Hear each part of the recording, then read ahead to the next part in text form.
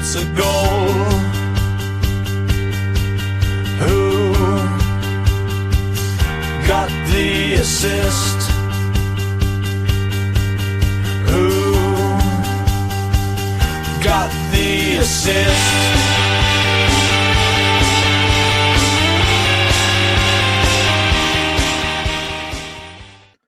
Hello, I hope you had a good weekend. Yes, Arsenal are playing perhaps the most important game of the season, but here I am on my FPL podcast. If you told me this, I was saying in the chat before we started 10 years ago, I'd have thought you were crazy.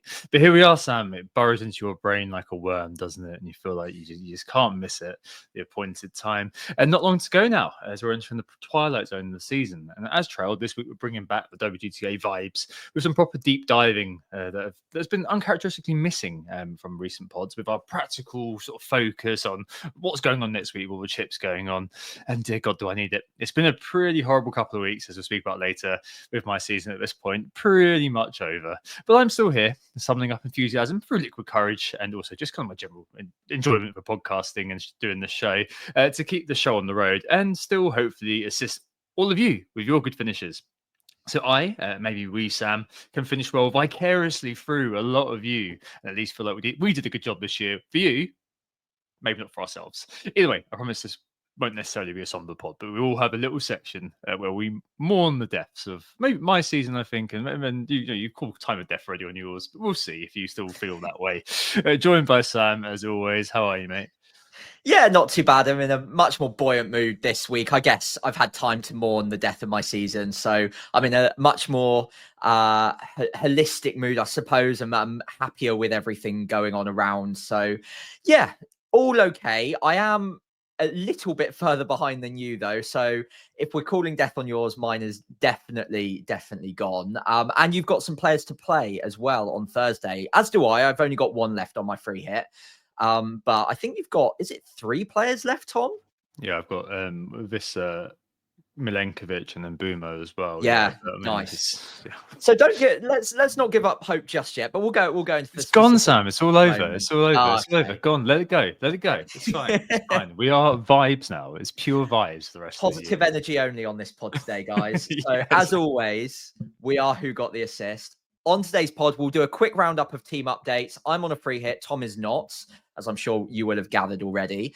We'll obviously have a little bit of a retrospective on the last few weeks and what may have gone wrong, but we won't dwell on it for too long. We know that we don't want to just moan about our own seasons and annoy everyone listening. So we'll move on quickly from that to the main topic today, which is all about beachiness.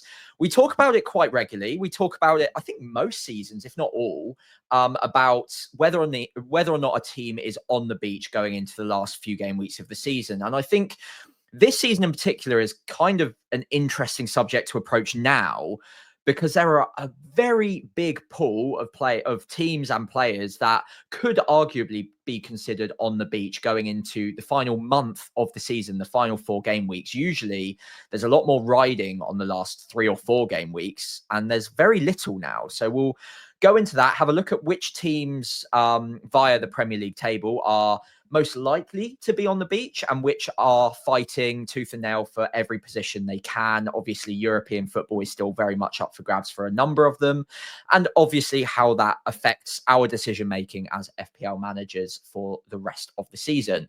Of course, game week preview, knee-jerk, a space for Tom to maybe mourn his season, possibly me as well if there's time. Best transfers, bold claims, best captains, which is, I think, a really interesting discussion this week, Tom. And finishing, of course, with our teams and how we're setting up going into game week 35 and the back 4 game weeks of the season. It is Tuesday, the 29th of April. Forest Brentford is on Thursday, so we're yet to wrap up the game week, really. But we couldn't wait that long, considering that the deadline is a Friday evening. So we needed to get this pod out there to hopefully help all of you. And of course, as we know, the Arsenal game is going on in the background. So if you hear any cheers, cries, moans in the background, that's probably Tom having a quick look at the score. Shall we get started with the game week reviews as it stands, Tom? Go on then. Right. I think just the order of the slides dictate I usually tend to go first. I'm not sure why. We should probably switch this up from time to time. I am on a free hit, which I know a number of you listening will be. I don't think my score's as blockbuster as I've seen out there. And I think the vast majority of what I've seen in the community has beaten me this week. But it is a green arrow nevertheless. And when you look at the averages on a free hit, if you're listening and you've not been on Twitter or Blue Sky or posting much about it because you're feeling like maybe my score's not that great on a free hit compared to some of those that you're seeing around, let me at least be a beacon of hope for you. I'm on 77 points with a player to play, that being Mbermo on Thursday. And honestly, if I hadn't looked around and seen everyone else's scores, I'd be pretty happy with it. My whole defense returned. Pope and Livramento, both 6-pointers. We'll come on to Trippier in a moment. Aitnuri with 11. Couldn't have asked for more, really. Kukurea with 6. And was, I think, fairly unfortunate not to get an attack and return there. Into the midfield, Luis Diaz returned. Salah obviously returned as my captain. Palmer was the disappointment. And again, he's been a disappointment for a while. So possibly one that we maybe should have looked at a bit more closely. But I still stand by the decision making. And then up top, it was Isak with a return. I didn't captain him though, and he was over 100% EO, so it did hurt me. Cunha obviously did very well with a goal, two assists and bonus points, which just goes with the territory of being Matheus Cunha, apparently. And Raul Jimenez was a disappointment in terms of the outcome. In terms of the performance, I think he was a bit unlucky as well. I think 7 shots in the box, had, I think, a header that he should have done a lot better with, and obviously got the booking against Southampton too. So I think for me, Tom, it was more of a case of the players I missed out on rather than the players I did have. It felt that every player that I could have picked but didn't quite ended up returning in quite a big way, especially on the Saturday. So Trippier, 15 points. And Sessegnon as well, stuck on my bench with 11. I was a little bit, well, I still kind of stand by the decision making. I don't think Sessegnon would have necessarily even started if it wasn't for Robinson getting a mystery injury, considering that Harry Wilson actually started right wing and Sessegnon played left back anyway. Getting the goal in the last minute felt a bit fortunate, but fair enough. Obviously, he was well owned and I understand the logic for going there. But if I'd seen the team sheet and he'd been left back, I probably wouldn't have picked him. So I kind of stand by that decision making. Trippier, I don't think has had an attacking return all season up until this point, and then obviously returns twice. So I don't really regret the decision making. The outcome's been relatively poor, and if I'd picked up either one of them or Jose Sarr in goal, which I know we'll come on to in a second, my score would have looked actually pretty nice, and I would have been sat probably closer to 250k, and I would have maybe had a little bit more hope. But as it is, 77, just inside the top 300k right now, and Mbermo to play, so it's not been as big a mover of a game week as I needed it to be. So I think any hopes of top 100k are probably gone now, but a green arrow nevertheless. Yeah, it's been the story of the season for you and for me, that it's been a case of kind of so close yet so far, really, hasn't it? I think we were saying kind of in our kind of WhatsApp chat that whatever configuration of players that you chose, you were always going to somehow end up just missing out on one or two, or just, however it kind of goes. Like, look at me last week, I'm missing out on Trossard and missing out on Bumo, players who I was sort of considering but didn't make the cut. Same for you with those players that you cited. And we looked at your team, didn't we, sort of on the Friday, and I was just saying, well, this team looks great, and it's just the case that a couple of I suppose late entries in some ways to a lot of free hit teams, Trippier particularly kind of comes to mind, truly did the business. But yeah, I mean, a green is a green is a green. And you're right to kind of just highlight the fact that, people who have done the best will shout the loudest, and it may cow people into thinking, oh, you know what, actually, maybe this is actually a bit of a fail. And I don't think that's the case, really. Especially if you're doing better than us, if you manage the green despite kind of not hitting the heady heights of triple figures, I think you're probably still going to count that as a win for this week. So yeah, good for you all round. In contrast, it was not good for me, Sam. I'm on 49 net, 57 minus 8. And I'll keep this brief and talk a bit more on the knee jerk or what this means for my season. But I brought in Bowen, Bumo, and Visser for Asensio, Sarr, and Mateta. Decided to just kind of get 11 men on the pitch, and then found Sarr was fit. And so I got 11. But ultimately, not owning Cunha and ignored to some extent, but not owning Cunha really was the fatal blow here. But we'll see what Wissa has to say about that on Thursday. But I doubt it will be at the same extent of Cunha. Hindsight says I should have brought Cunha in captain. That's what kind of the intrusive thought in my brain immediately went to on Saturday night. But I simply didn't consider it much last week. I think that it's one of those things that I can't really beat myself up about. Didn't captain Salah, went for Isaac in the end. Missed two big chances in succession in the 35th, 36th minute, something like that. And I think from that point onwards, I was just thinking, yeah, you know what? I'm going to be honest, Sam. I switched off from FPL for the weekend. I kind of just removed all notifications on SofaScore. Yeah, silenced the Slack chat. Silence the FPL groups and just kind of enjoy time with my daughter, because sometimes you kind of just like, well, it's not a mental health thing, as I said. It's just one of those things where you're like, well, it's going to be a bad week. There's no point in me continuing to look at it, and it's just it's just one of those things that I had to kind of spend time processing. I'm fine at the moment, fine now, but I think if you'd done this pod on Saturday or Sunday, I'd have been very kind of defeatist and down in the dumps, just because that's the nature of being human about this. But yeah, it's not been the best week in the world, but hey ho, that's kind of what happens. Bright spots were obviously the random variants of a Jose Sarr pen save. Bowen, who I did bring in, thinking that the Brighton, the Potter derby, Brighton West Ham would be I think I kind of pegged it as a 2-2, and the late goal from Belieber slightly took it away from that, and also cost me a 3-pointer in my predictions league, which is a pain in the ass. But yeah, Bowen with a pair of assists, and obviously got a three players to go, but 20 plus points off safety, 2 red arrows in a row on weeks where I've played my free hit as well. It is pretty bad, and I'll talk about this a bit more later on the knee jerk. But now, I think let's talk about beachiness. So there's a little bit of exposition here needed, unfortunately. So it'll just be a little bit of me talking for a little bit. Promise that we'll get to Sam's dulcet tones in just a second. But on screen, you've watched on YouTube, and we'll talk about this as well. It's a Premier League table in order with points totals in the real world and not the FPL points, fixtures for the last 4, XG and XGC for the last 10 weeks, and then our highly, highly qualitative beachiness score on the right-hand side. It's obviously beachiness or X motivation, being on the beach, is highly qualitative. It's really worth saying that up front. We know that this is kind of a little bit for fun, and also just, I think, to talk about what the impacts are for FPL managers, because I think those are things which are tangible and can be kind of tangified in what we do in terms of our decisions and how they pay off. And we saw in the free hit that targeting the teams who have gone down and whose motivation is perhaps lower has paid off. And The Athletic actually wrote an article on this on Monday and said it's pretty much impossible to quantify. We've tried to do this down the years on WGTA. Former co-host Anthony /Stag famously spent an evening trying to figure out some correlation between points totals and motivation at the end of the year, and it ended up basically banging his head against the wall in reality, and it was just impossible to measure. So we'll go through, give those scores, and I guess debate exactly what this all means and how we could use it.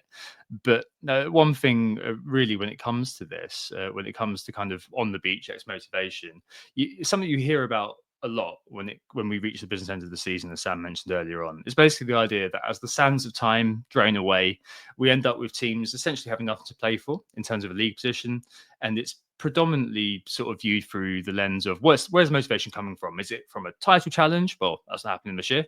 Potential qualification from a European for European competition, which is happening this year, or escaping relegation, which again, nothing doing this year.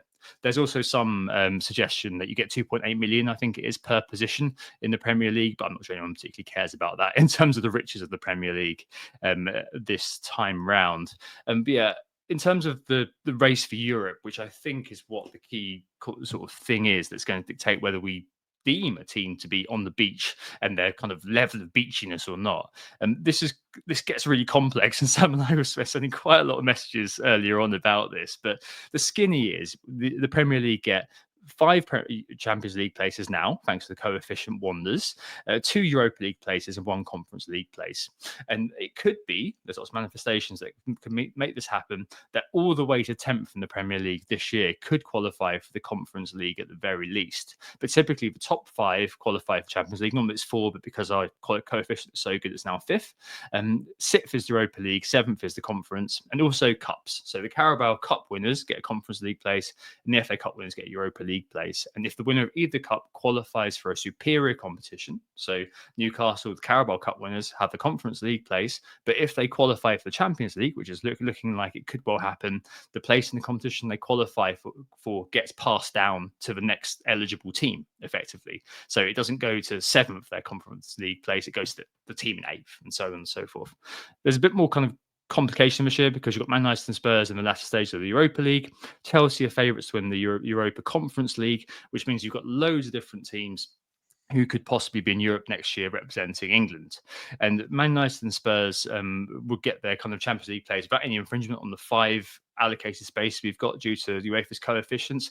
And we found today, for a lot of ferreting, that if Chelsea do win the Conference League, but they either are already qualified for the Europa League or qualified for the Champions League, that spot doesn't go to the Premier League. It goes to, I couldn't really work it out, like some suits in a dark room basically figure this one out somewhere in a bunker in Zurich. But that spot goes to the teams of the highest qualifying associations in the earlier round who are promoted accordingly, is the wording from UEFA's website, which is clear as mud.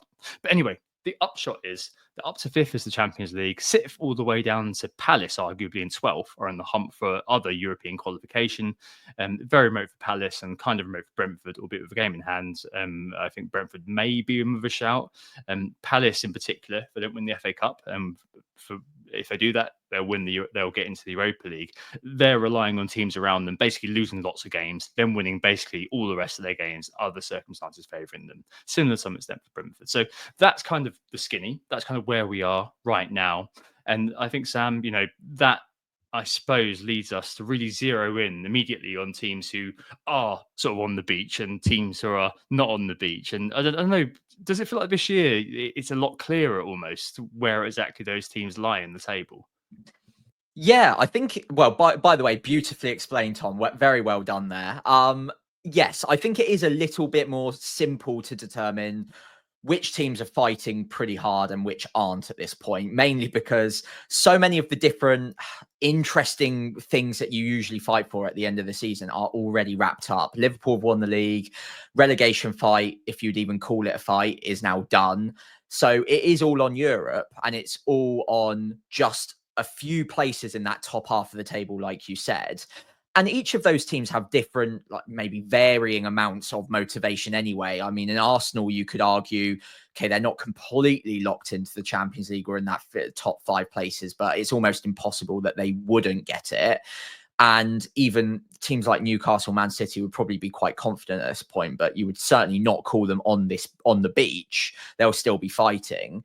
But again, Man City have other competitions to focus on. Chelsea do, Man United do as well. So they probably aren't bothered about the league in any way. Basically, long story short, there's a pool of players that will definitely be on the beach. We've given it up to a 5 beachiness rating, so 0 to 5. There's a number that are a 0, and those are basically all of the teams still actively fighting for those European spots. And then there's different variations of the 1 to 5 rating of beachiness, which we'll go through to determine whether or not these teams are really bothered about Premier League football for the last few weeks of the season, or in some cases, which I think is an interesting debate to maybe have at this juncture, Tom, does being on the beach actually, if anything, aid some teams? I think we saw it last year with Palace. They had almost nothing to play for, and they felt almost free and unencumbered and could basically just go about their business, smashing teams all around the place. And maybe there's a few teams, arguably Wolves potentially this season, where they're certainly not fighting for anything, but they just seem in a really good rhythm at the moment, and they feel almost the pressure's off their shoulders and they can just go out and play each season. So it'll be an interesting debate to get into on some of these teams. Just because they're on the beach doesn't necessarily mean that they're going to be a terrible team to be targeting players from. Yeah, I mean, I think that kind of hints with the Palace example. I'm not saying you're wrong, but it links to the nebulous sort of nature of this discussion, because you could also say, because Glasner came in, that it was a new manager bounce, despite them being on the beach, they suddenly had that extra sort of bit of motivation that was going on there. And we are reading the tea leaves here. We really are. It's very difficult to kind of pretend otherwise. That's why I kind of say it is a qualitative sort of analysis, really, more than anything else. But I suppose there are sort of, potential knock-ons for FPL managers, depending on how you read the situation and what your narrative is in your mind, I suppose. So, on one side, it's kind of easy to target teams on the beach, teams who are already relegated, teams whose focus is entirely elsewhere. I mean, to start from the bottom, I think, and begin to bring this table in, Mhm. you know, Southampton, Leicester, Ipswich, Spurs, and United. Well, we've got Southampton as a free, actually. We'll come on to that in just a second because there's an important caveat there. But Ipswich, Leicester, Spurs, and United are all teams, for different reasons, you're probably going to want to be targeting for the rest of the year. Hence why I bought Bowen, because he's got United and Spurs coming up. Mhm. Just because their minds are going to be elsewhere, which was probably going to affect their Premier League performances. In the case of United and Spurs, their only motivation, especially for the game week coming, is going to be on the next leg, depending on what happens actually in the Europa League first leg this weekend. This midweek. But I think that kind of does have a tangible impact on who you are going to be looking at. And whether you kind of agree with our analysis or not, I think that it's incontrovertible to say that these are the teams you are going to be thinking, you know what, there's a fixture against this team this week. If you've got a Brentford player and you're playing it, then they're playing United this week, or you're looking to buy players from Brentford this week, you are going to be buying them because they've got United fixture on the way. On the other side, though, especially where you've got teams who are both on the beach playing each other, there's more unpredictability. And it might be the case that, more goals might be going on. Less motivation equals less ability to keep it tight, a qualitative point, but maybe that kind of focus that comes with having a goal when it comes to your Premier League place and when it comes to your tactics, etc., does sort of, I suppose, lead to kind of less goals being scored. But when that goes away, when there's that sort of lesser instinct, I suppose, or that lesser motivation, maybe we do see a few more goals being scored around the place. So, yeah, I mean, it's one of those things, Sam, that is kind of a case of reading the tea leaves. But I do think, whether you believe this or not, whether you think that it's tangible or not, there is going to be some qualitative element that kind of comes into your decision making when you are sizing up motivation, beachiness, whatever you want to call it, right? Yeah, completely agreed. And I think a number of those teams that you mentioned there, I think there's always going to be nuances. So Spurs and Man United, I think, are two interesting sides to be talking about at this juncture, because I think, despite the fact that they're both 5 out of 5 on the beachiness rating, I completely agree with both of those, by the way. I think, if anything, I'd just give the crown to Spurs just that little nudge more. It'd almost be give them an extra beachiness point. And the reason for that is Amarim's going nowhere over the summer. He's going to be building a squad over the break and trying to go again next season and trying to strengthen players.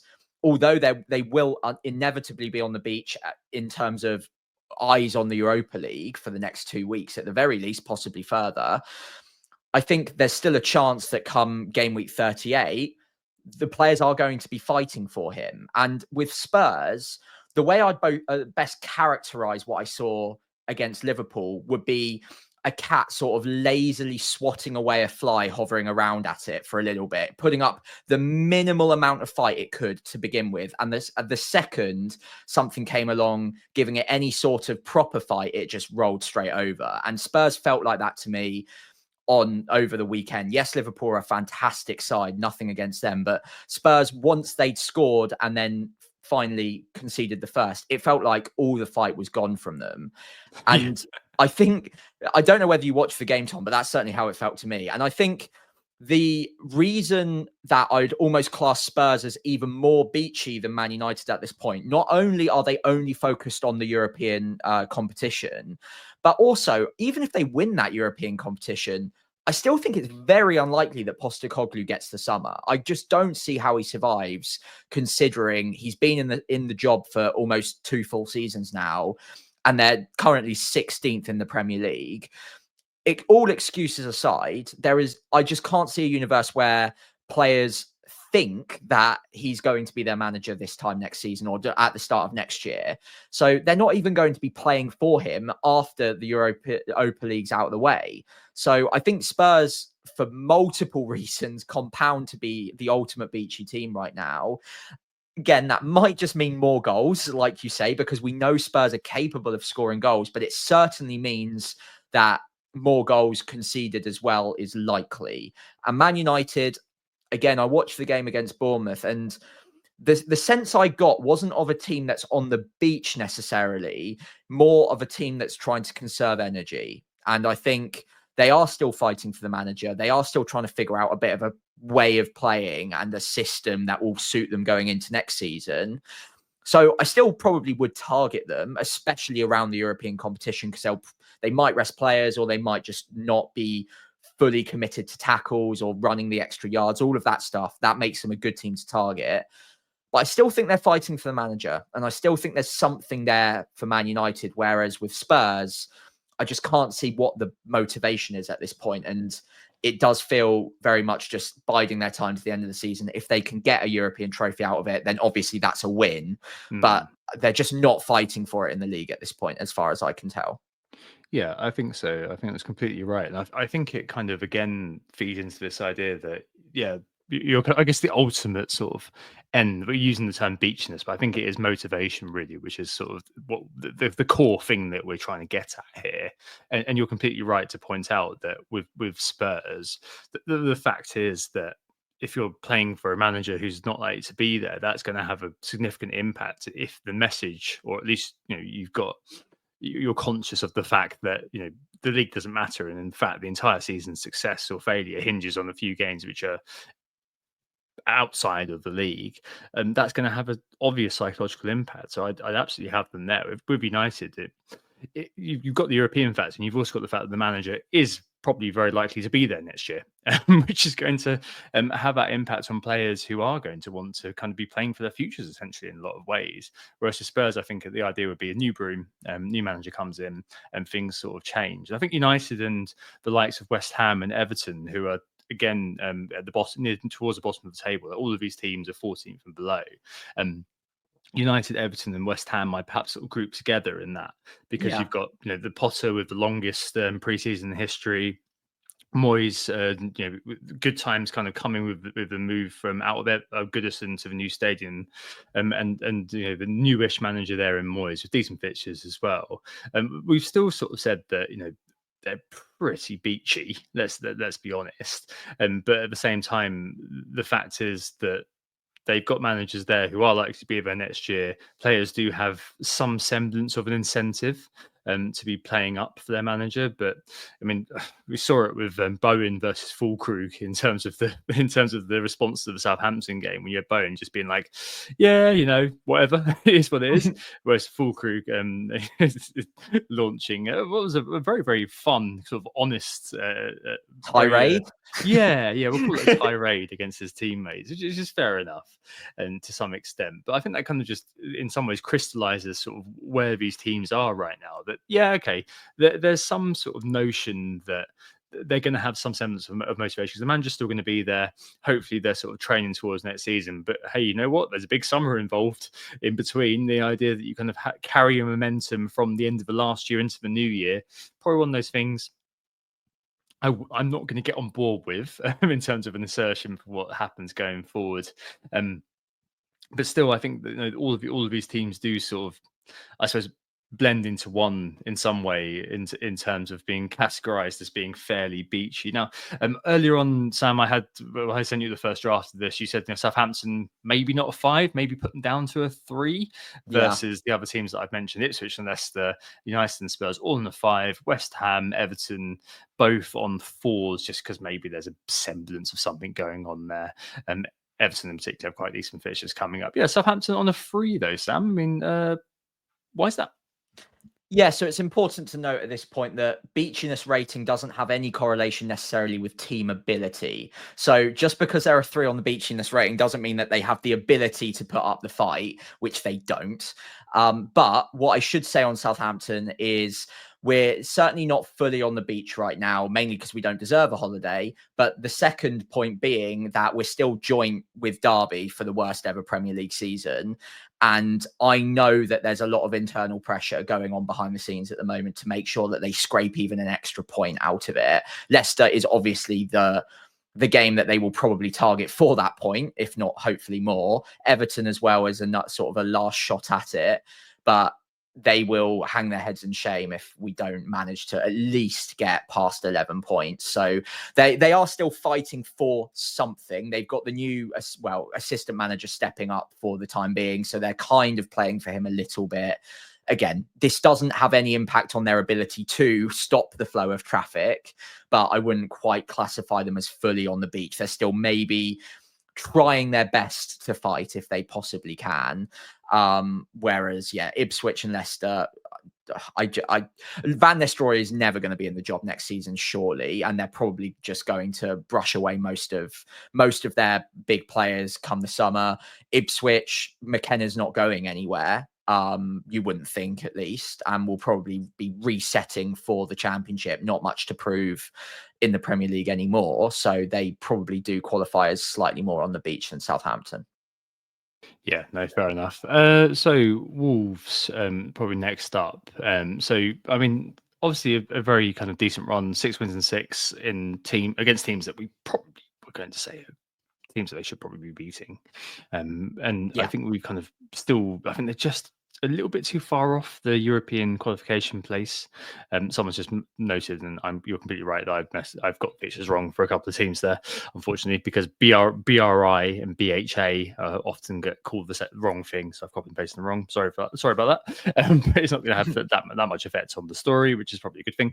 But yeah, Wolves, I think are probably the next, probably kind of still in that sort of beachy area from now on.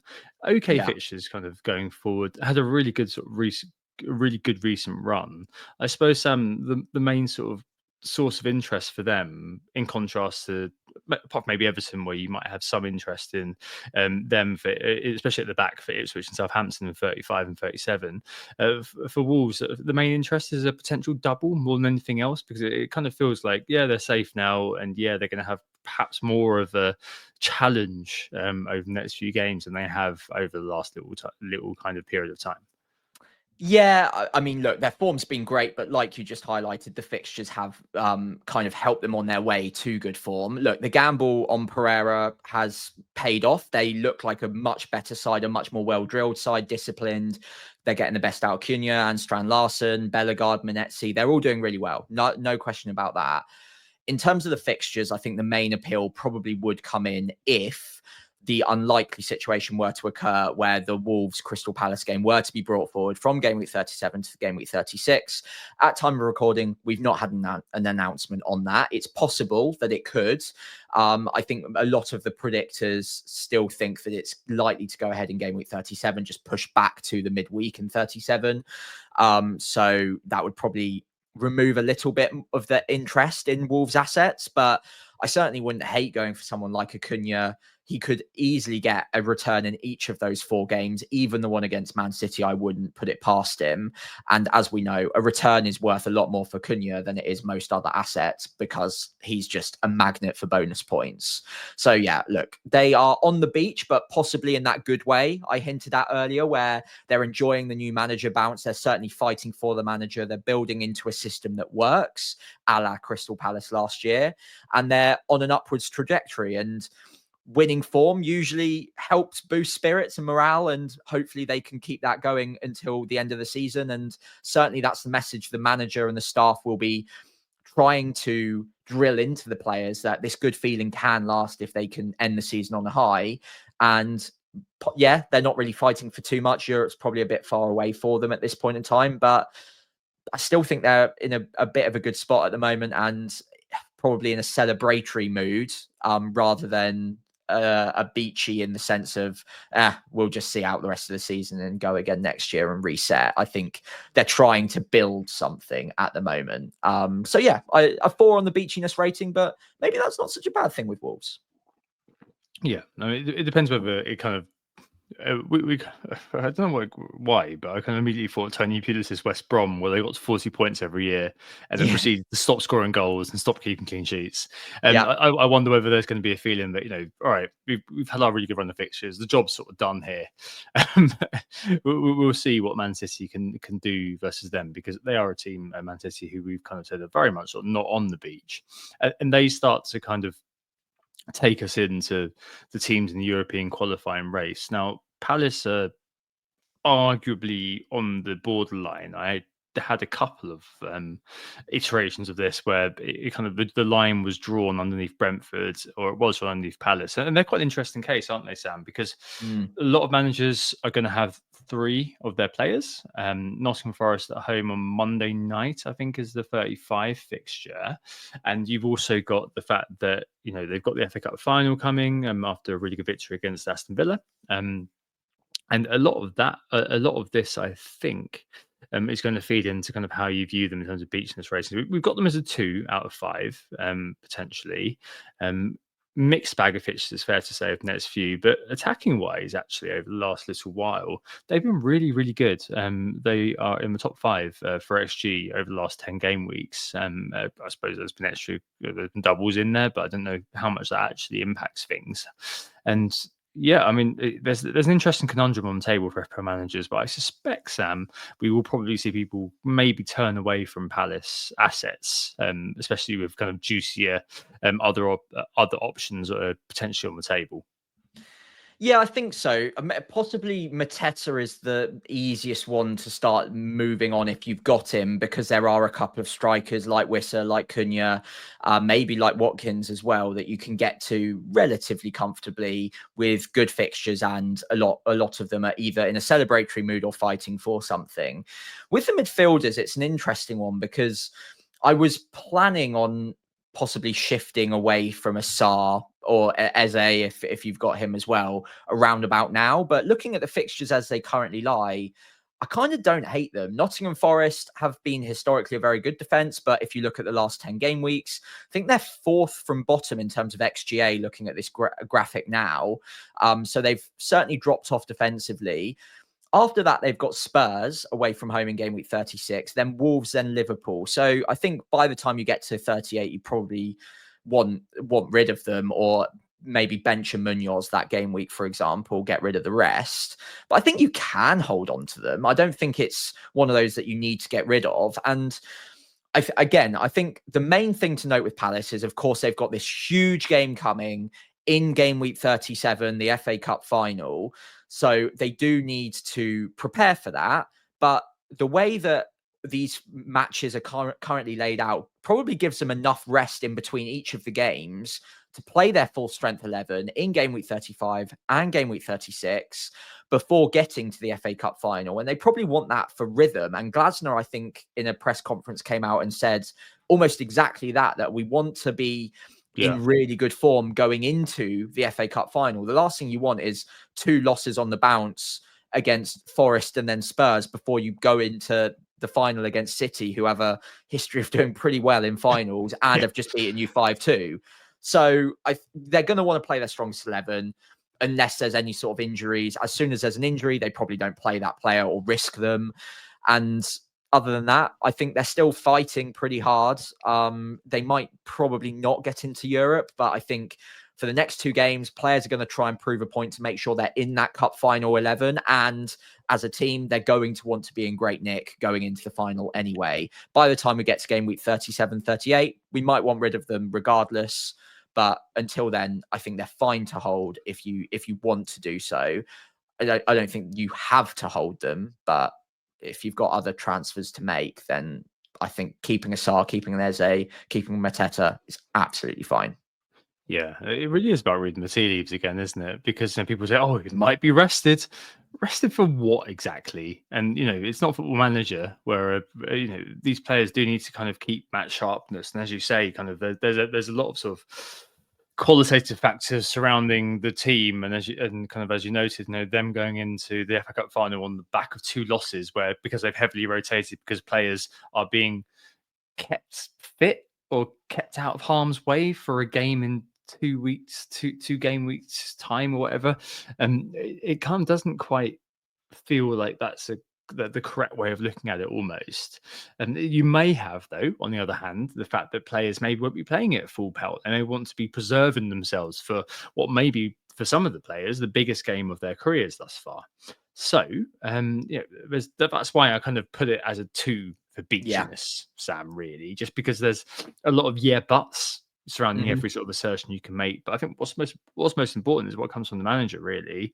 And it does seem that Palace are playing for their manager, unlike Spurs. And I think that's kind of an important consideration there. But, I think given the fact that the sort of residual ownership of these players is going to be quite high, in FPL terms, if you're chasing or if you're looking to gain an advantage, that could be an opportunity for you, because you might think, actually, well, okay, there's Spurs in 36. Maybe I don't want to be running away from my Palace players. Maybe that'd be a good sort of testing ground for them.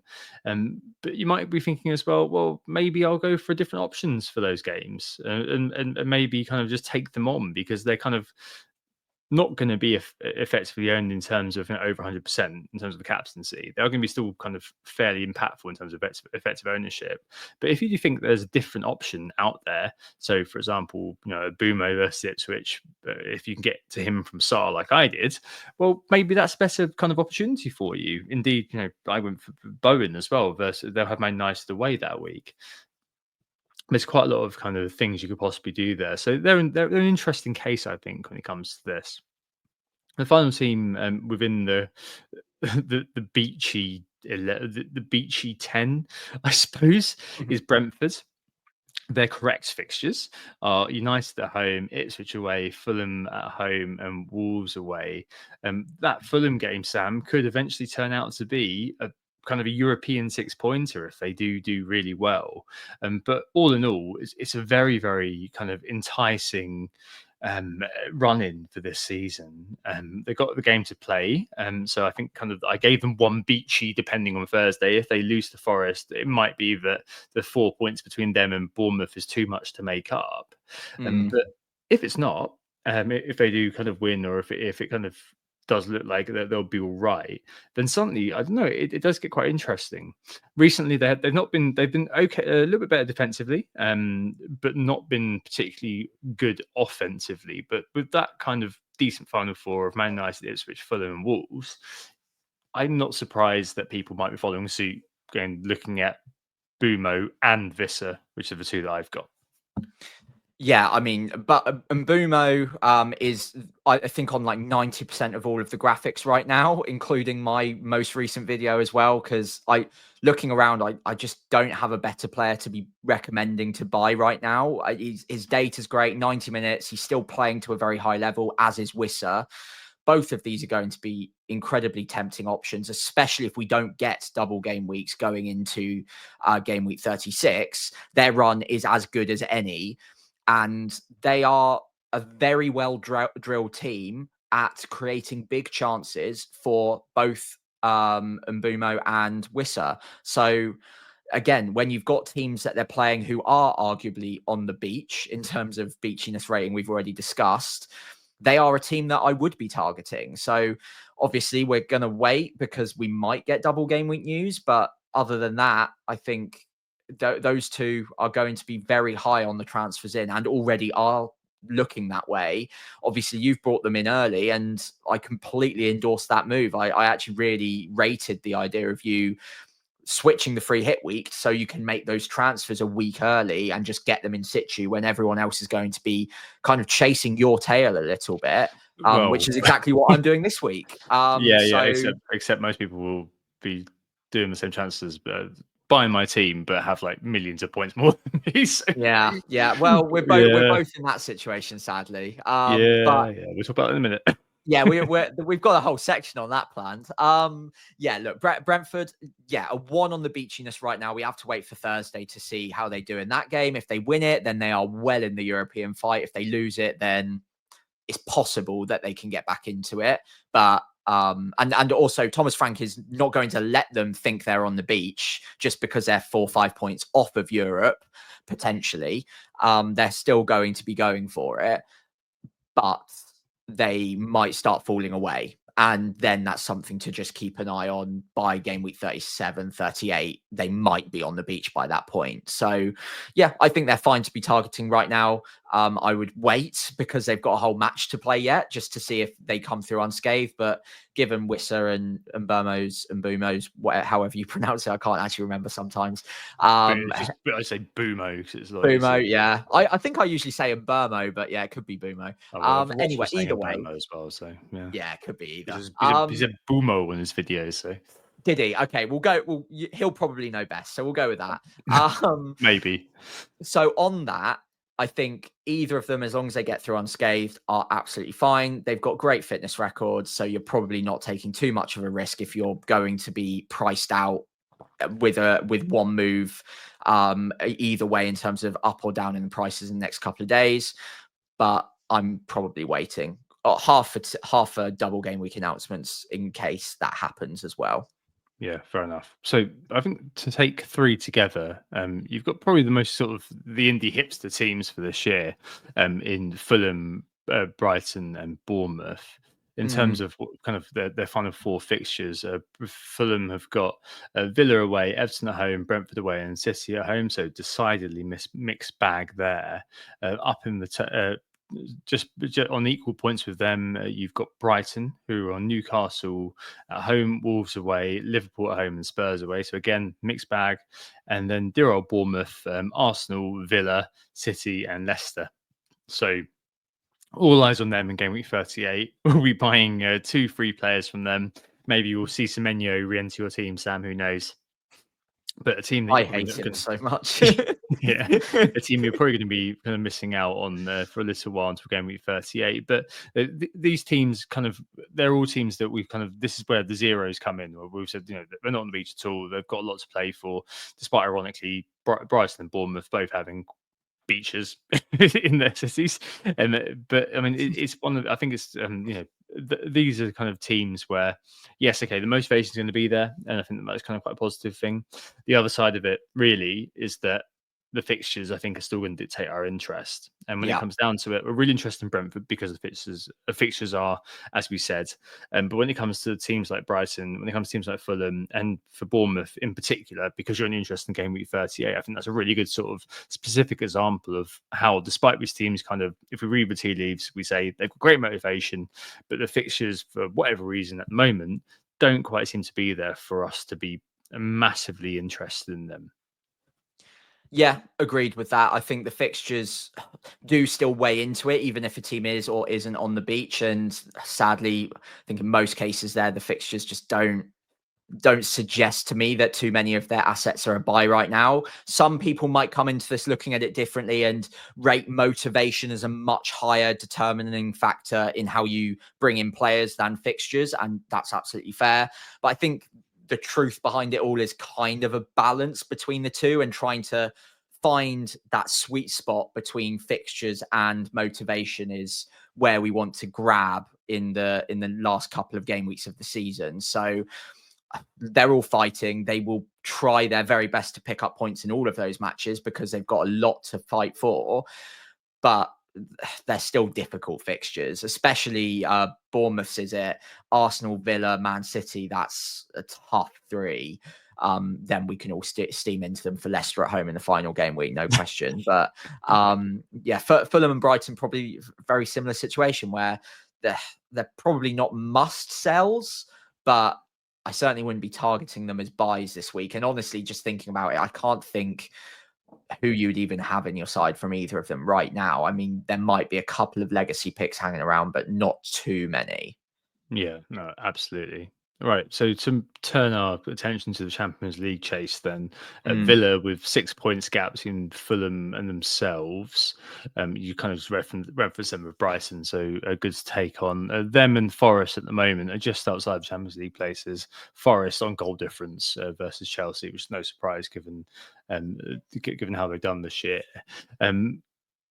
Villa, probably a bit of an interesting one just to start with, just because Marcus Rashford's been ruled out probably for the rest of the year for them. He's not eligible for game week 38. So, I mean, if he's back in game week 37, it's the Spurs game and he's gone. So Ollie Watkins potentially is in the conversation. Fulham, Bournemouth, Spurs, and Man United for them. So the last 2 game weeks potentially of great interest, depending on how things go for Villa, and performing very well in terms of the underlying XG, third overall over the last 10 game weeks. So really turned it on after a bit of an indifferent patch, I think it's fair to say.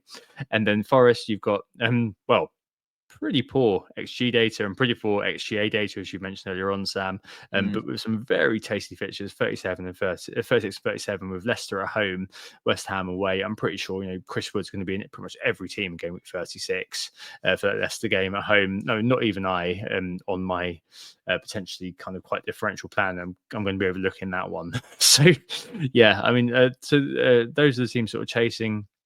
And then just to take it in a little bit further, currently in fourth at the moment is Chelsea. Liverpool at home this week, Newcastle away, and then end the season with Man United and Forest in 38, which is going to be, we're all hoping as neutrals that's going to be the kind of the Champions League decider almost. I don't know if you really want that for the X narrative on the final day, don't you? When we're in the pub on FPL meets for that day. I don't know, interest, I suppose, Chelsea-wise, I think kind of most people are going to just leave that be because the fixtures are pretty bad. And if you haven't got Palmer, I don't think you're going to be kind of buying anyone, really.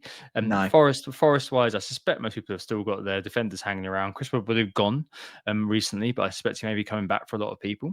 And then Villa-wise, I suppose maybe Watkins is of vague interest there. I'll tell you what, until just now, I hadn't really even considered buying Chris Wood at all for the rest of the season. I don't really care that much about that one fixture in game week 36. He's been, well, we'll see how he does in game week 34 because we still haven't played that game yet, but he hadn't even come into my mind, to be honest, at this point. I'm much more interested in Ollie Watkins if Rashford is indeed out for the remainder of the season. The data is just so much better. And those final 2 games of the season, Spurs and Man United, I really like. Forest, obviously, they're fighting and they've got a lot to play for. They've also got the game in hand, so they could be on 61 or 63 points come game week 35 and be in a more secure spot fighting for Champions League. But at time of recording, they are still scrapping and the data's looking pretty poor as of the last 10 game weeks. So I just wonder if teams have figured them out a little bit, if they've dropped off slightly. They might be able to scrape their way and just get the results they need to get over the line. They've not got bad fixtures. Crystal Palace, Leicester, West Ham, absolutely fine. And then Chelsea, like you say, that could be a bit of a final day winner takes all kind of match, in which case form kind of goes out of the window with that one. And you're playing with subjective things like your heart and your passion and the fans behind you and all of this, and they're playing at home. That could be a great game. In terms of buying, I think I'd probably be more tempted to be buying Aston Villa players right now than Forest based on the form, but I can see an argument for Chris Wood. I've got Milenkovic already. I think that's fine to have a defender in there, even though their data has dropped off a cliff. That Leicester game is probably a clean sheet fixture. Outside of that, yeah, I get Chris Wood and I'll think about it more, but it wasn't top of my list. I'm not going to lie. Yeah, no, I feel that completely. To turn the attention finally, because we're on on time to the top of the table. So, Liverpool, interesting one. I think most of the exposure is going to be to Salah, and I suspect he's just going to stay there. Reading the tea leaves, I was listening to Clash, the kind of the fan view on Planet FPL with Dan, their Liverpool correspondent. He was saying Salah's going to want that record for goal involvements this year. Fair enough. But I don't think we're going to be looking at them really any further. Chelsea, Arsenal, Brighton, Crystal Palace, the last 4 games this year, giving them a free for beachiness rating. I think that's kind of pretty fair. Won the title, not really much else to play for. Top of the shop for XG and SGA, but so. And I wonder whether the investment is going to go elsewhere, really, from them, or at least the focus, because the investments were going to already have gone. Arsenal in second, we've given them a 2 beachiness rating. It depends how it goes next weekend, really. The Bournemouth game, I think, in game week 35 is going to be quite the non-event. The only thing we can probably say confidently is that Raya is going to play because Neto can't play. Yeah, the rest point. the rest of that, I just don't know. And then they've got Liverpool and Arsenal play each other in 36, which was probably kind of the fixture computer spitting that out as a potential title decider. No. So I've got them as kind of 2 of a beachiness. And I don't know, apart from Gameweek 38, where they got Southampton, I feel like the interest in them is going to be fairly low. So if you've got your sleepers, you've got you've sort of Hacker hanging around from Gameweek 33, all this sort of thing, then you're going to keep him probably, but just kind of be alive to the idea that, especially if Gameweek 35, it's probably not going to be the fact that he's going to be on the pitch, I suspect, or at least if he does play. I don't know. We spoke about this already with Palace, that maybe it might be the case of kind of getting that rhythm really with him, but I would not be expecting very high minutes for Game Week 35. No. Newcastle, I think a lot of people are going to be kind of binning them off. Brighton away, Chelsea at home, Arsenal away, Everton at home in Game Week 38. But I think they're still kind of fairly high motivation there. There's not very much between them and Forest, and indeed them and Villa. Only 5 games, 5 points separate them. And then finally, Man City, we're probably the best run in, as we've spoken about. Wolves, Southampton, Bournemouth, and Fulham. Most are probably going to have Guardiola and Marmoush on the table. And I'm quite interested in figuring out which midfielder to go for this week, if indeed I do at all. Potential double as well on the road for Man City, I think it is, Sam, too. Yeah, it could be a double of Southampton away, then Bournemouth at home. Again, a bit like with the Palace Wolves fixture, we'll have to wait and see in terms of announcements. It's obviously growing less and less likely by the day, but it could be pushed forward to Game Week 36 for the double, obviously giving them a blank in Game Week 37 as well. But at time of recording, again, it's just a normal set of fixtures through Game Week 35 to 38, as you just described. A good set of fixtures. But outside of Marmoush and Gvardiol, I'm not that interested in any of them. I'm not interested in a Savinho. I'm not interested in Foden, not really in KDB either. If I'm honest, I can see him starting maybe 2 of the last 4, possibly 3. But there's just so much rotation going on there that I'm just not confident enough. And Pep can change it as quickly as he likes, and we know in any given week he can play a completely different system that incorporates more wing play or takes out the wingers altogether, like he has been doing recently. And he's obviously still fighting for the Champions League spots and will have the FA Cup in the back of his mind as well. And I don't think despite the fact that KDB is leaving and they'll probably want to give him a good send-off, I think they're fighting for too much at the moment to just give him a bit of a victory lap. They need to pick the team that they think is going to win each game. And that doesn't scream to me confidence in terms of any given player starting. So yeah, they're not on the beach, but in terms of actual FPL assets, I think it's fairly limited. When it comes to Liverpool, keep Salah, don't sell him, because he's going to start every game. You'd think he might get brought off early in 1 or 2 of the games, but there's no way I'm getting rid of him. And Arsenal, like you said, it's probably, almost definitely a don't buy. And I think defensively, don't sell. I think Saliba and Raya start the rest of the games. Or possibly Timber is a sell, potentially. But Saka, I think, is a sell, sadly, because they're very much in the fight with PSG. And I think the X minutes, like you say, are pretty low. So yeah, not many beachy teams there, other than maybe Liverpool. But again, that's more of a celebratory beachy. But in terms of actual interest in fantasy players there's not that much in terms of movement. You keep the players you've got. You probably don't buy too many of any of those teams' players. Yeah, I think that's probably kind of where it is really at the moment. I think a lot of it does, from just kind of summarize the discussion a little bit, depend on a lot of kind of reading the tea leaves surrounding motivation. We've given an idea of what a beachiness rating would potentially be, but a good shortcut is if they're below 11th place in the table, they're probably on the beach, maybe 12th if you kind of do think that Palace do have a chance of hitting that European spot. And a lot of that will depend on kind of your view, your subjective view of all of these sort of little qualitative factors, which will inform whether you're interested in buying a player. Way of kind of crystallizing that is Everton. So Ipswich up in 35, Southampton up in 37, probably really objectively fairly little motivation to do very much this year. Safe from relegation, but do you kind of think, okay, they've got good fixtures and also they're playing for the manager? There's always contextual factors surrounding them. Moving into the new stadium, the final game in Goodison, game week 37, is at home Southampton. Well, am I interested in buying and die for that game? You betcha. It's those sorts of things which are going to inform your kind of decision making.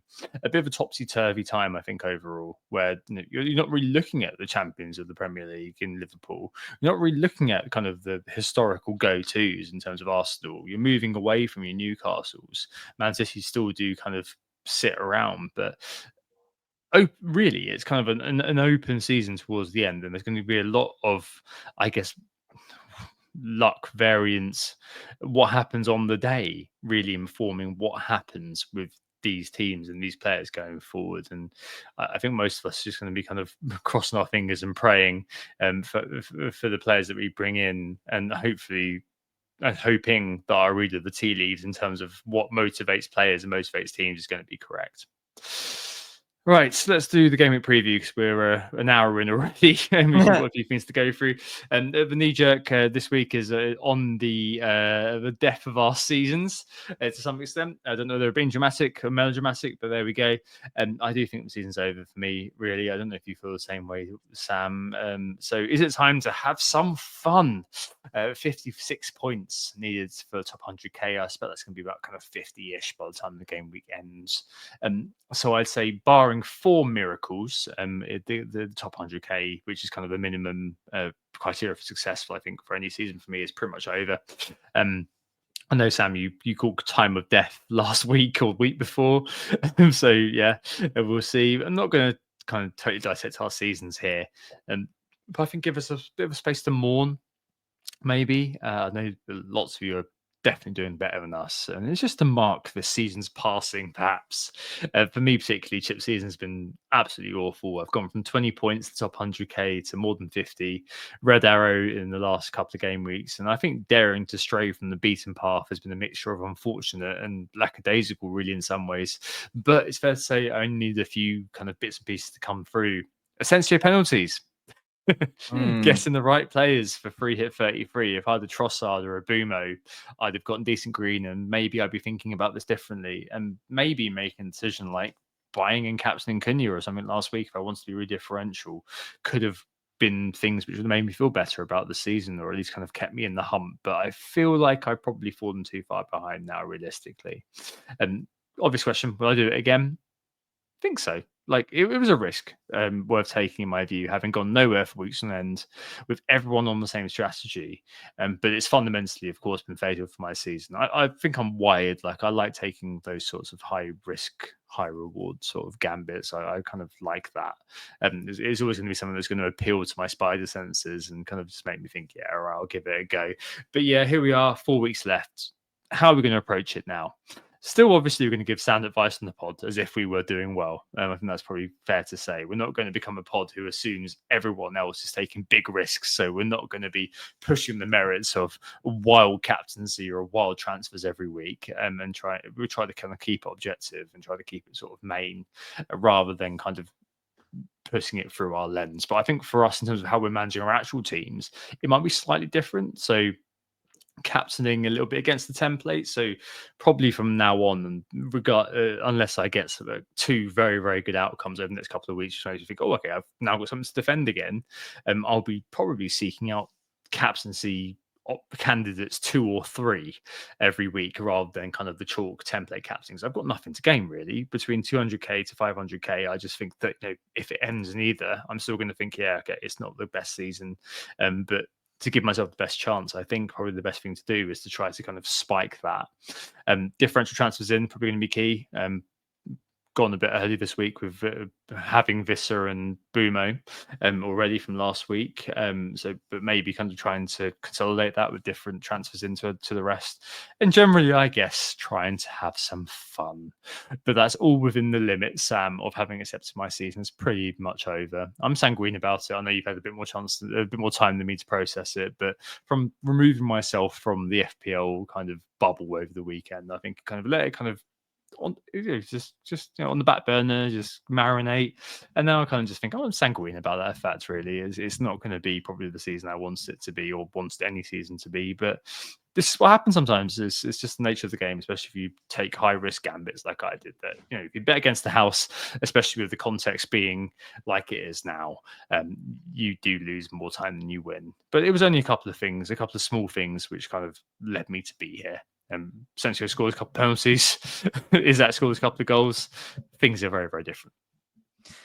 Yeah, look, I think with any good or bad season, I think anyone listening to this pod is probably a pretty good FPL manager. And there's going to be a number of you who are sat in the top 10K, top 100K, and a number of you who are also having poorer seasons that aren't up to your normal standards, perhaps, whether that be top 100K, top 10K, or even if it's top 500K, top 1 million, and you're not happy with it.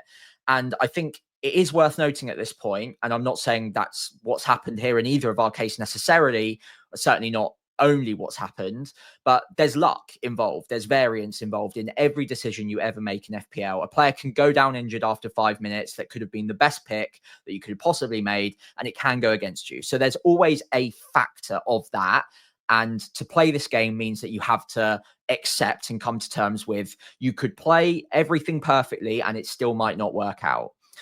The problem comes in, and this is where I'll start talking about my season in particular, or certainly last few game weeks, is I had those normal variance factors that happens to all managers. And then I also kind of doubled down on risks that were maybe needless at the same time and gave myself problems that maybe I should have foreseen, or maybe exposed myself to more risk than was necessary. So Asensio, even at the time, I know 2 penalty misses is desperately unlucky. So there is a luck factor there. But I also think it was a mistake bringing him in at all, not because he missed the penalties, but because I couldn't guarantee his minutes after that one game, or that one double game week was out of the way. Actually, no, sorry. It was Southampton in a single game week. And after that, I couldn't guarantee his minutes in the double game week. So it was a big punt on it going well against Southampton. And as bad as Southampton are, a player can blank in a single game week. We know that. So I think what I want to do next season is maybe, well, actually, I'll reverse a little bit. Before the end of this season, because I have kind of called time of death on it, I don't think I'm getting a top 100. Maybe a minor target I'll look for is top 200K. But it's not going to be a dramatically successful season. So what I'm probably going to do for the remainder of this season is look back and dissect what mistakes I've made, not in terms of the outcome, but in terms of the actual decision making, what was flawed, whilst I'm still in FPL mode and thinking about it. Because I know what happens over the summer. I forget about like little bits and bobs that might have happened during the season. So I'm using the last few game weeks of the season to have a look back and think, okay, was player A versus B actually the right decision? Should I have brought DCL in on my wild card? In inverted commas, in brackets, no, I shouldn't have done that. Should I bring in Asensio for a 1 week punt? No. Should I captain Mateta against Southampton? Probably not. Although I think as far as mistakes go, that was a lesser one. Saka triple captain, all of these things, loads and loads of different things. I will dissect them and have a look back and see whether or not it was just a bit poor luck, or was it actually a mistake? Lots of them were mistakes. And then whilst I'm kind of stuck in 2 minds for how I'm going to play the rest of the season, Tom. So 50% of me is thinking I'll probably play the way that you're suggesting, maybe have a little bit more fun, maybe take a couple of hits and go against the grain on captaincy and on transfers. But the other half of me, and I think I said this just off of recording last week to you, is I'm thinking almost using these last 4 or 5 game weeks now as preseason for next year. I want to play in a sensible way, kind of remind myself that I am or can be a good FPL manager who makes good decisions based on sound logic. And I almost need that ego boost going into next year to prove to myself that I don't just make mistakes. I can make good decisions. Even if they don't pan out well, I can make sound decisions and kind of get myself in a mindset of how I'm going to tackle the start of next season and make that one a success without as many mistakes as I made this year. So I'm 50% 50-50 between the two, whether or not I need the reminder for the last 4 game weeks to play sensibly, or whether, hey, I mean, I'm not going anywhere, I might as well just have some fun with it and pick the players I want to pick. Is there a difference? I don't actually know if there is. At the end of the day, I just want the players who score the most points, regardless. So that's what's going to give me the most joy and give me the most fun. So yeah, and Burmo's boring, but I think he scores the most points. So I kind of still want him. It's one of those really. I'm torn between those two paths and changing quite quickly between the two. But I kind of want to prove to myself that I still at least kind of know what I'm talking about, which has felt like something I've questioned at times this season. Yeah, no, fair enough. I feel like you're kind of, from the way you're talking, at least, I feel like that the second option is going to be the truest one for you. It's just kind of, I feel like I know that I can do it. For me, because I've been there for a long time. It's just one of those things that, you know, this year hasn't worked out. I think I'll just try to think, well, all right, let's just try to have some fun with it, I guess, and go for that kind of captaincy option I'd never normally have considered, and go for that transfer and I never normally have considered, and see where it kind of lands. Knowing that the season's, it depends. Like, you know, said earlier on, jokingly, oh, it's gone. But I do believe there has. I think that, you know, realistically, you look at it and people look at it and think, oh, 50 points, that's doable. But in 4 weeks, you that's just not possible. You've got to assume that the game en masse makes a huge error that you spot is an error, and you contest that correctly 3 or 4 times. I don't think that's going to happen. So I think it is very much about just trying to make the best of it for the rest of the year. But you've got to do what's best for you. I mean, you've taken the Graham Potter route, basically, aren't you? And kind of just using this as the rest of your preseason. It's absolutely fair. And we'll definitely come back to this on the final pod of the season. For those still hanging around when there's not a game week left to preview. In terms of the game week preview, then, the transfers in for this week, we'll discuss a couple of players, but we've already mostly discussed them. So I think it's probably going to be quite a short one. And then just kind of give voice to assistant manager, because I know a lot of you still have that hanging around.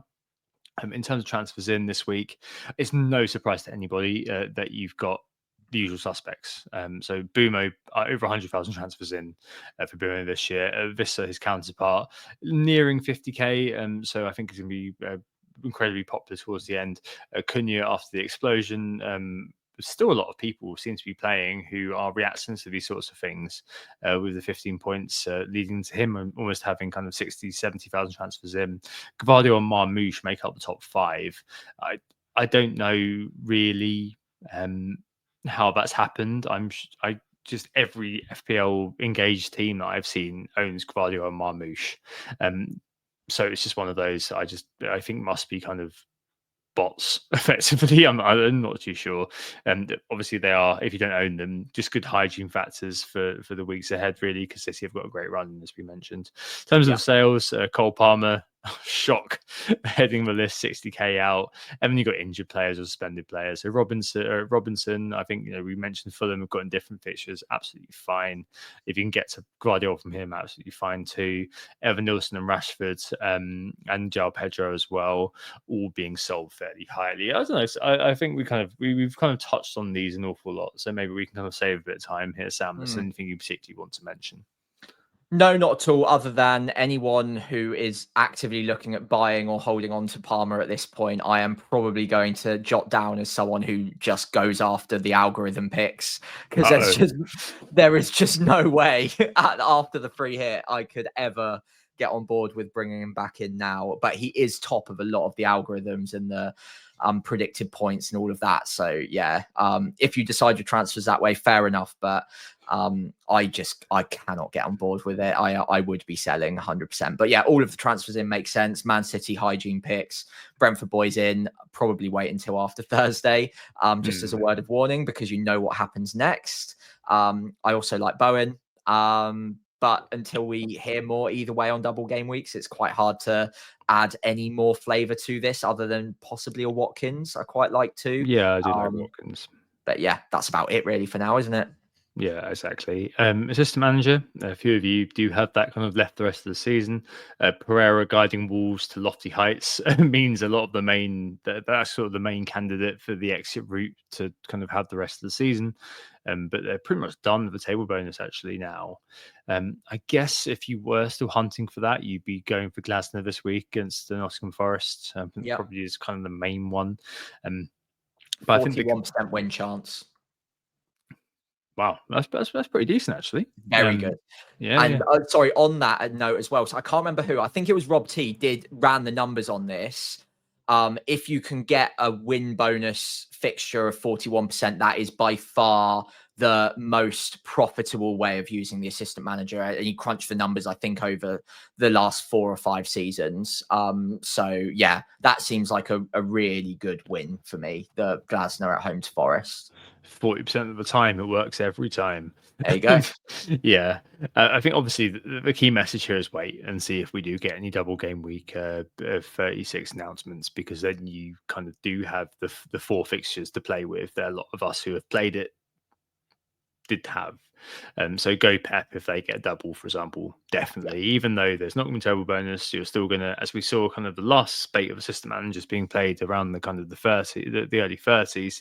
You could still get a lot of kind of 20 pointers from your assistant manager, which is absolutely fine. But yeah, probably wait and see what happens. I think that you go with Glasner this week, and then kind of next week move on to whoever's looking fairly decent. So for example, Moyes versus Fulham, I think does count as a for game week 36 does count as a table bonus, and then you're kind of, I suppose, staring down the barrel of Potter versus Nottingham Forest in game week 37, and it just kind of depends whether you want that sort of bit of a boost in 38, whether you play it now or play it next week.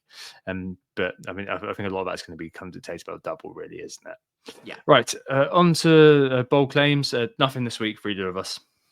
No, I mean, mine seemed unlikely. No penalties to be awarded in game week 34. Again, it was mainly just hedging, considering I had so many penalty takers. But yeah, alas, no dice there. In a way was good because you like those penalties. But yeah, none for you either. No, I had Cole Palmer top scorer in the game week, so definitely not. No. Okay, on to this week.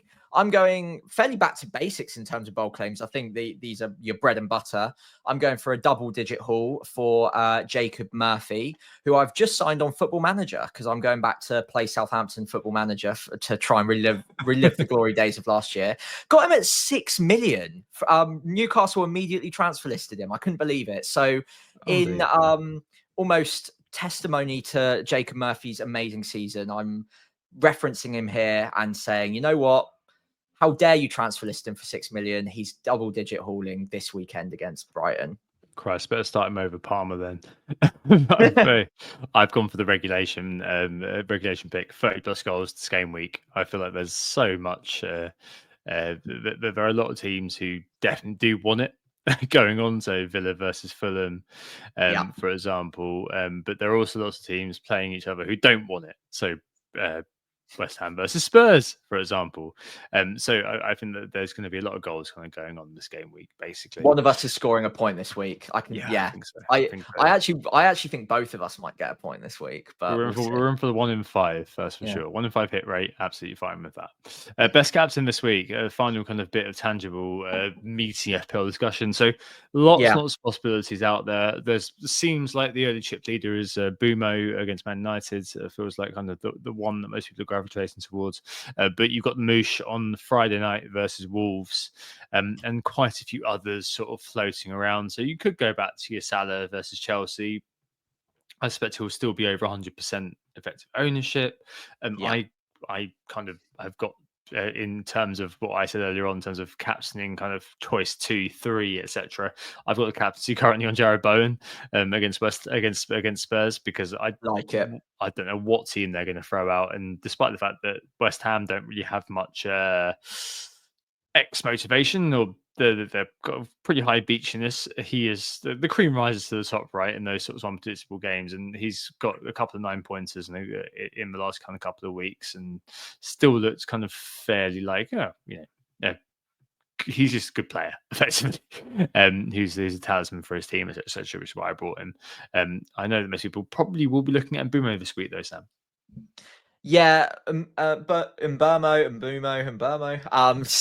for me is definitely up there. Obviously, I don't have him at the moment, but if I bring him in, he will be in the captaincy consideration. I also quite like Isak away at Brighton, although he hasn't been perhaps in the greatest of form recently. I think even Eddie Howe said he possibly isn't at the top of his game right now, in the most recent press conference as well. So yeah, maybe another week of rest will get him back up to full fitness and he'll be ready to tear Brighton apart. But we'll see. Brighton have been quite leaky recently. Conceded 2 against West Ham, which I think makes it 13-5 that they've conceded. So not far off of 3 a game over the last 5 game weeks. So I don't dislike that. And also fed into my Jacob Murphy bold claim a moment ago.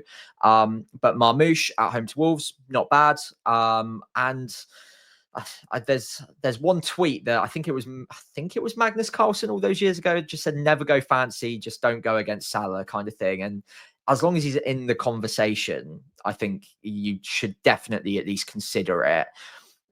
He hasn't been in the greatest of nick recently himself, considering he's only scored 1 open play goal in I think 10 game weeks now.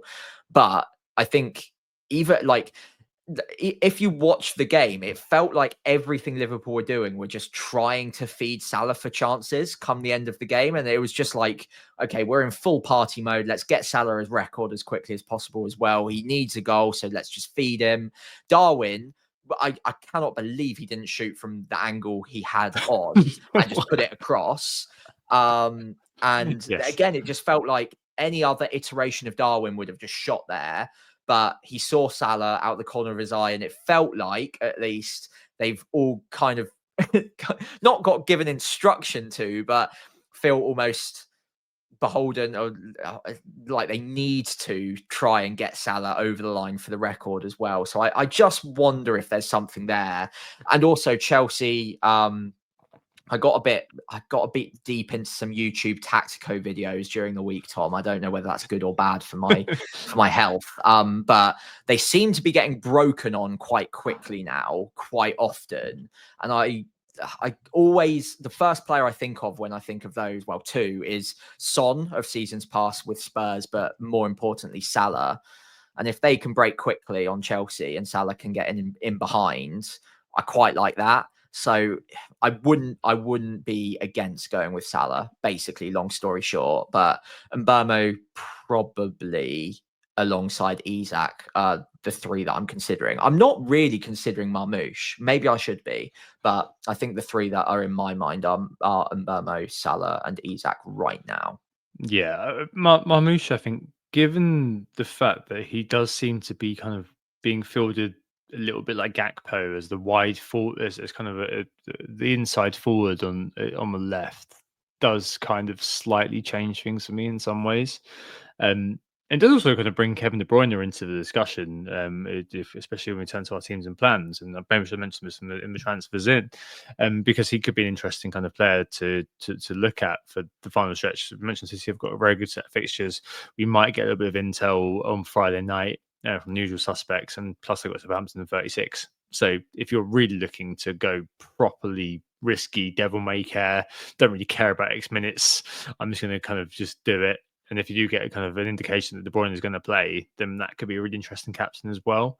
I'm pretty cold on City for captaincy this week. I just feel like there's a lot of buts given Marmoush's kind of positioning.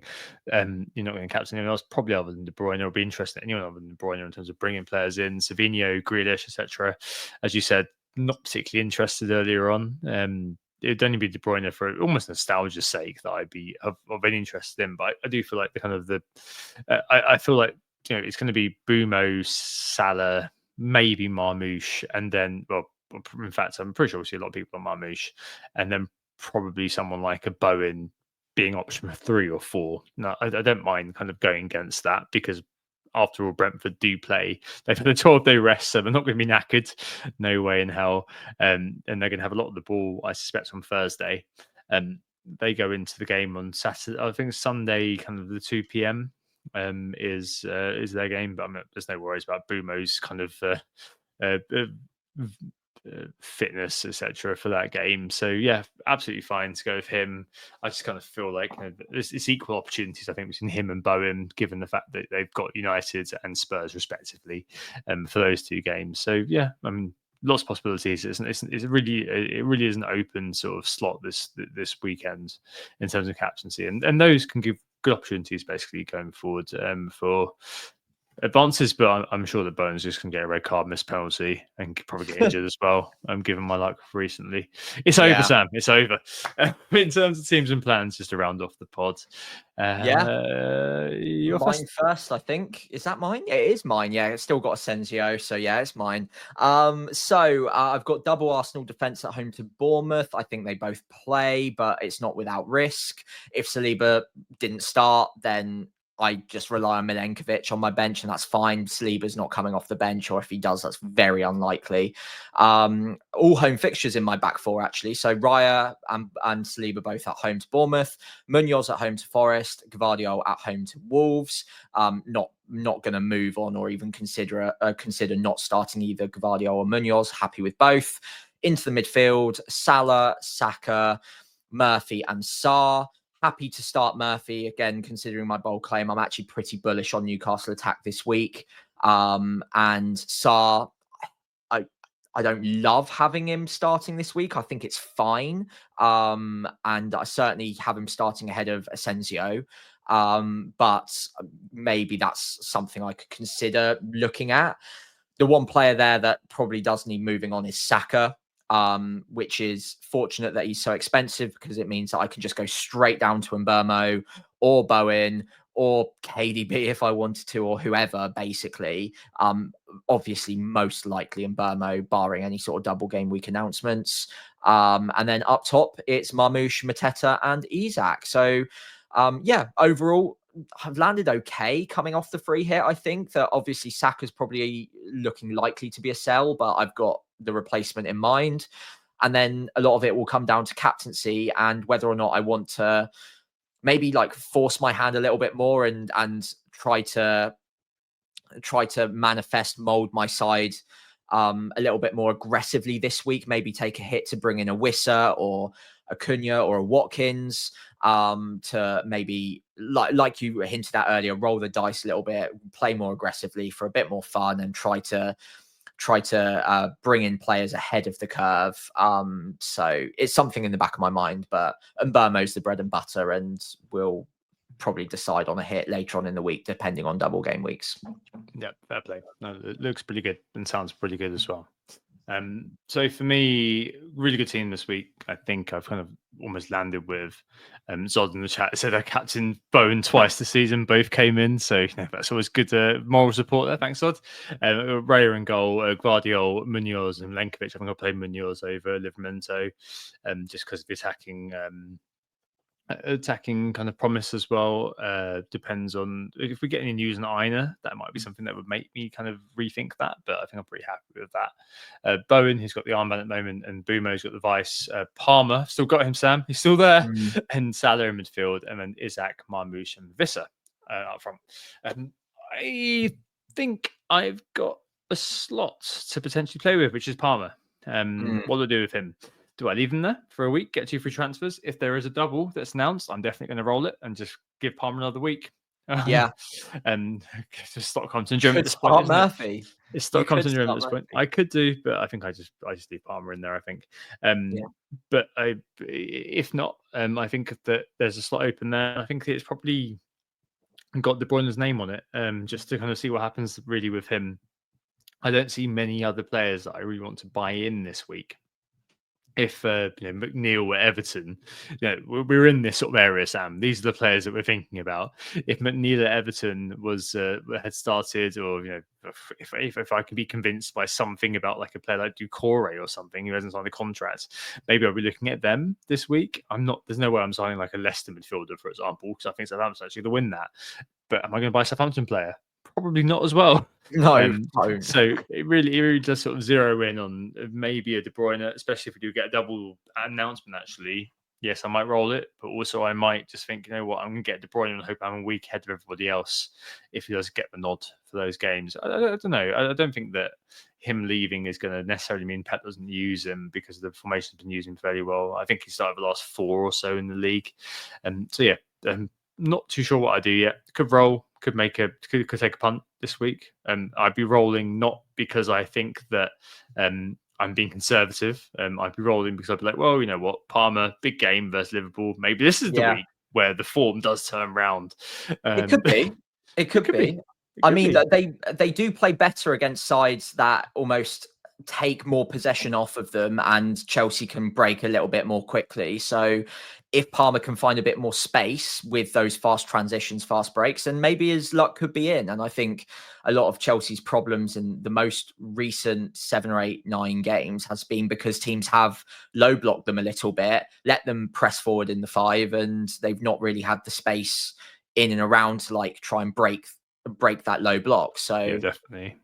I think that Palmer against a higher line Liverpool on the transition might not be terrible. You could keep him, and that could be your edge piece in itself. Maybe. I think that's kind of likely at the moment, actually, over kind of getting De Bruyne in, just because we'll see what happens in 36. I think there's probably be some interest in different players then. And also, really, I mean, I'm probably going to be looking at selling Isaac that week for Woods, and then maybe I'll be looking at another Forest player or something like that. Anything to kind of help me along the path, effectively. But yeah, there we go. Let's see what happens when we get to Friday. Don't forget, Friday deadline, because it's the 8 p.m. kickoff between Man City and Wolves. That's everything. I had actually forgotten that, Tom. So I probably wouldn't have missed it completely, but I didn't actually remember that. So I thank you for the reminder. Hopefully, it's helpful to one of you out there as well. In the meantime, thank you all so much for listening. We have been Who Got the Assist. You can find us on Blue Sky at WGTA or FPL Pricey. WGTA_FPL or FPL Pricey on Twitter, X. Instagram and Threads is WGTA.FPL. Again, I'm FPL Pricey on there. If you enjoyed the pod, if you could give us a follow on those social channels. And of course, if you could also give the pod a 5-star rating on Spotify, Apple Music, iTunes, wherever you're listening. And leave a like and hit subscribe on YouTube. That would all be very, very appreciated. Yep. Thanks, everybody, for listening and watching. I feel a bit better again now, although, yes, I do. Sanguine. I'm sanguine about it all. Philosophical, phlegmatic, all of these sorts of words. I will try to have some fun as the season ends. We hope you think about beachiness ahead of the run-in, and we'll be back this time next week. Don't forget the Friday deadline. We'll see you next Tuesday. Oh, it's a goal. Who got the assist? Who got the assist?